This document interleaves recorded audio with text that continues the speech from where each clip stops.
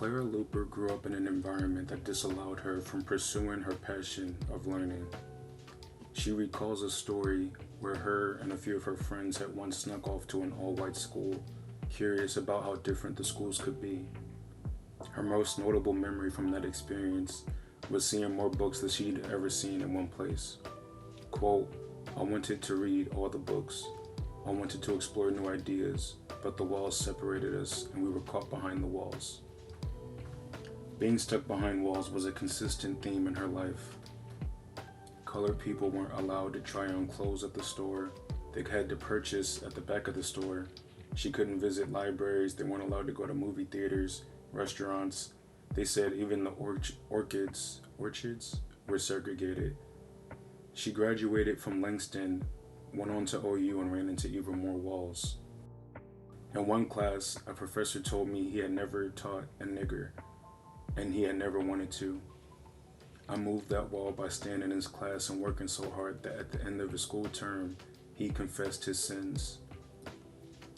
She wrote a play in 1957 titled Brother President about Martin Luther King that went on to earn her a role in the main cast, and she was formally invited by the NAACP director, Herbert Wright himself. On a trip from Oklahoma to New York, she notes that it was her first time seeing desegregated restaurants because they took the northern route to their destination. On the trip back, they took the southern route, however, and she was reminded of the wall she was fighting against. They weren't allowed to stop at any of the restaurants they passed on the way back. This experience was the straw that led to her organizing the first Kratz drugstore sit-in. This was a local drugstore in OKC that refused to serve blacks at the lunch counter. Her, along with 13 other students, went to the drugstore, ordered 13 Cokes, were refused service, and sat in rebellion. White customers and passers-by called them every name in the book, coughed in their faces, bumped into them. Reportedly, one of the kids even got knocked off of their seat. The sit-in took place between August 19th and the 21st because on the 21st, one of the employees caved and finally gave the protesters what they had came there for. And that prompted the management to cave and officially desegregate on August 26th. On August 20th, 1619, the first documented Africans from the Portuguese colony of Angola in West Africa arrived in Point Comfort, Virginia. They had originally been headed to Mexico, but two English raiders intercepted their ship and seized them, furnishing letters of marque to justify their claim. We don't have much documentation on who or how many there were, but I found this first-hand account relating to the names and number.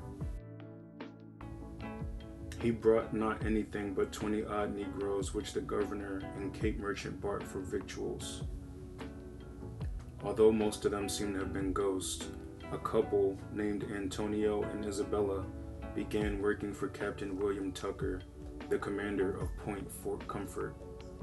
Their son was named William, and he's the first documented African baby that was born free, technically, in America. In 1640, John Punch, an African servant in Virginia, tried to escape with two European indentured servants. The Europeans had their terms extended a few years. Punch, however, was sentenced to slavery for life. This was the first time that we were able to see institutionalized racism. I'd even go as far as to say this might be the first documented case of it.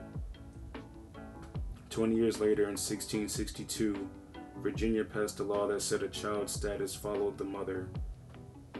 So if the mother was enslaved, the child was automatically enslaved regardless of who the father was, if his father was free or if his father was not colored.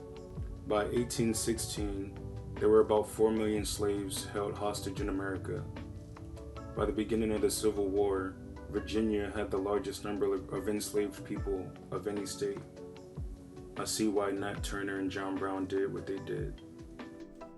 Nat Turner was a special guy. Since childhood, he claimed to see visions and hear voices which allowed him to consider himself as an instrument of God. There was a documented solar eclipse on February 12th of 1831 that he took as a divine signal to begin preparing for an insurrection, and boy did he. He grew up in Southampton County, Virginia, as a Christian, as most black people did around this time, since white people had brainwashed and stolen the identity of any coloreds unfortunate enough to have crossed paths with the whites in power. He was unusually articulate and well-read from a young age, and somewhere along his journey he started to see himself as a prophet, similar to others he loved reading about, particularly in the Old Testament. Moses was reportedly one of his more prominent influences. After that eclipse in February, he decided to take action and began rousing his fellow slaves in preparation for a retaliation. In mid to late August, there was a solar phenomenon where the sun appeared bluish-green in the sky, and Turner took that as his final sign to begin the rebellion. He and his fellow slaves met in the woods in secret, prayed for guidance and protection, and then began their assault. Nat figured the best way to go about the attack would be to use blunt and sharp objects and to avoid guns that would attract reinforcements. Around 2 a.m., they snuck into the home of his slaver and killed everyone they found. Once they were sure it was clear and quiet, they repeated this process at the neighboring homes. Other enslaved men began to join as they made their rounds and had over 60 participants at one point. Over the course of about 36 hours, they had killed up to about 60 white men, women, and children. When they reached Parker Farm, they ran into armed resistance for the first time. Some of them were shot and killed, and they lost the element of surprise. The white people had begun to mobilize. It was reported that whites from as far as North Carolina had pursued to crush the rebellion. Nat disappeared into the woods at some point and survived for over 6 weeks, hidden away. Some reports say that some slaves had stumbled upon his regular hiding spot, which caused him to have to start to relocate, and the slaves reported their discovery to their owners, which reignited the search and led to his eventual capture, where he was found lying in a hidden cave with nothing but a knife. A lawyer named Thomas Gray decided to get his version of events before they hung him, and they did some fun stuff with his body after, if you want to give it a goog. They say between 100 and 200 black people were killed in retaliation, most of which had no connection to the rebellion, but they were paranoid at that point. Virginia and other southern states began to enact harsh new slave rules, banning black literacy, any unsupervised gatherings, and independent preaching.